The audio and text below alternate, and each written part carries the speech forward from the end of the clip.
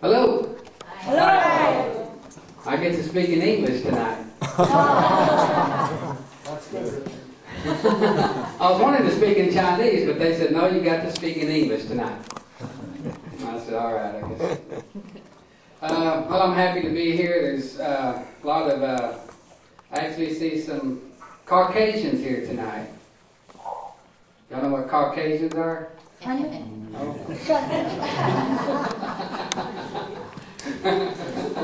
There's a few of us in here. No, I'm really happy to be here. You know, they're up here talking about this business and the business opportunity, and we do have that, but at the same time, we have a really good educational program that is just making its way around the world just at breakneck speed. I mean, you know, we started the company 2 years ago, just over 2 years ago, and you heard Sue Lee say we're in 190 countries, and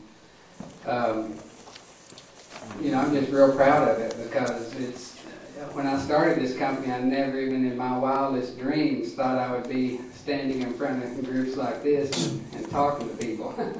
I'm not a public speaker for one thing, and like Julie was saying, that's the third scariest thing in the world. To me, it's the first.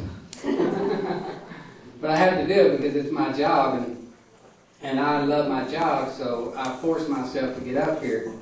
And I don't ever think about what I'm going to say, so as I get started, I have to kind of get wound up because I have to figure out what I'm going to say once I get up here and start talking. But you know, we've got something here that is just so, I'm not really bragging about the company, I'm bragging about the people. It's just so awesome because of all the people who are involved. I mean, we had a couple of meetings here, after hours meetings, and I mean, these people are just so serious about this company. And it just really, it warms my heart because I sat here thinking, you know, what have I done? You know, I started off and I just wanted to really teach my wife how to speak English. And here I am now teaching the world how to speak English. And it's just amazing. I'll tell y'all a quick short story about how this all began. Back in the early 2000s, well in 2000, I had the opportunity to travel quite a bit around the world. I went to Japan several times. I went to many countries, but several countries like Japan and Italy and Ukraine and several other countries were not predominantly English-speaking countries. In fact, most people that I met spoke no English. But what really shocked me, I would be in front of rooms like this, and I would meet people, and they would say to me, I mean, I would walk up and meet somebody, and these people didn't speak English, didn't speak a word of English. Well, I take that back, they spoke a few words of English, and they all, every one of them could say one thing in English. And that one thing was, I'm sorry, I don't speak English. And I was sitting here thinking, you know, I'm in Japan. And these people are apologizing to me because they don't speak English. It was just amazing to me. The same thing in Italy and Ukraine. And it was just amazing to me. And so I was sitting there thinking, you know, there could be something to this. And at that period of time, I was traveling quite a bit. I had developed a product in another company. I sold my product to a company, and that allowed me to travel. And I got invited over to Australia. And I went to Australia to meet with one of my business associates. And you know, when you travel around the world like that, or halfway around the world, your time clock gets off. So I was over there, and I met the man and the wife. And I told the wife, I said, you know, if you'll teach me, or if you'll show me how to make coffee, I'll get up in the morning and make my own coffee so I don't disturb you. So she said, okay, and she showed me how to make coffee. So that next morning, I got up at about 4 o'clock in the morning, and I went downstairs to make my coffee, and I'm standing down there, and here she comes down the stairs at 4 o'clock in the morning. And she told me, she said, oh, no, you sit. So I sat down, and she started making me this big, huge breakfast. And I mean, she made bacon and eggs and cut up fresh fruit and fresh squeezed orange juice. And, you know, and I was sitting there going, man, this is nice, you know, I really like this. So the second day I came downstairs, same thing. I was down there making my coffee, and here she came walking down the stairs, and she said, no, you sit. So I sit down, and she started making me this big, huge breakfast. And so I was sitting there, and she made me the eggs and the bacon, just big breakfast.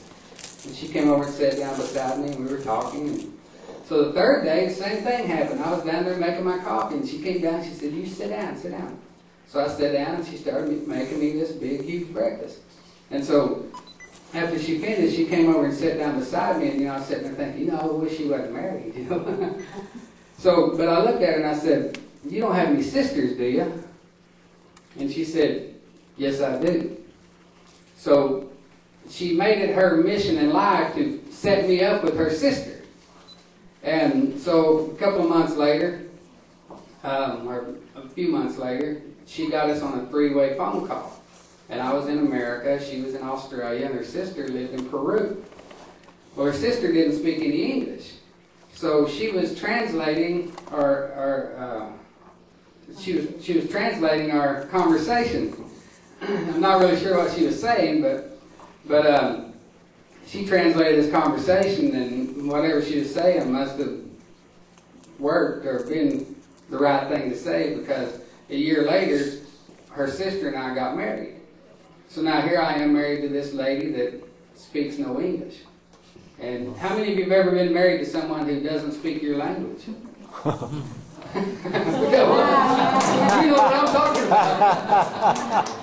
It's tough, isn't it? It's tough. No problem. No problem. That's the right answer.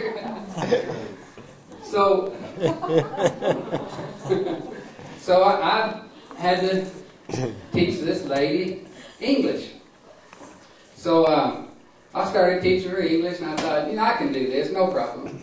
So I taught her things like, you, me, store.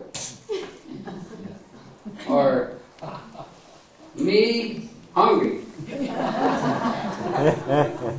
And, you know, it worked okay there for a while until she realized I was teaching her broken English. And she's still mad at me to this day because of that. Because she still says things sometimes that I taught her that wasn't really totally correct. So anyway, after we met and all that, and we got married, and I was kind of between jobs because the contract that I had with this other company ended, and now I was out here by myself with no job. And the product I had created before was it was an internet product, and it was an online do-it-yourself web builder, to where anybody could build their own website.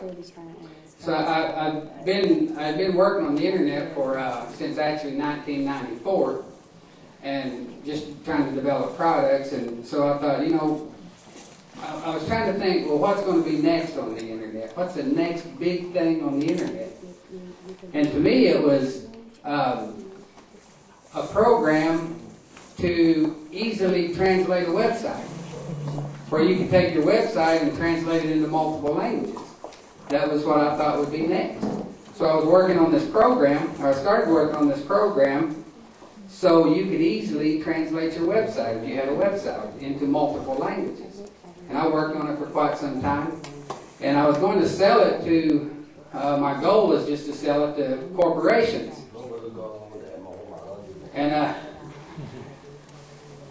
And so I had this uncle who's the chairman of this law firm up in New York, one of the biggest law firms in the world. And I went out and I put this whole project together around his company's website.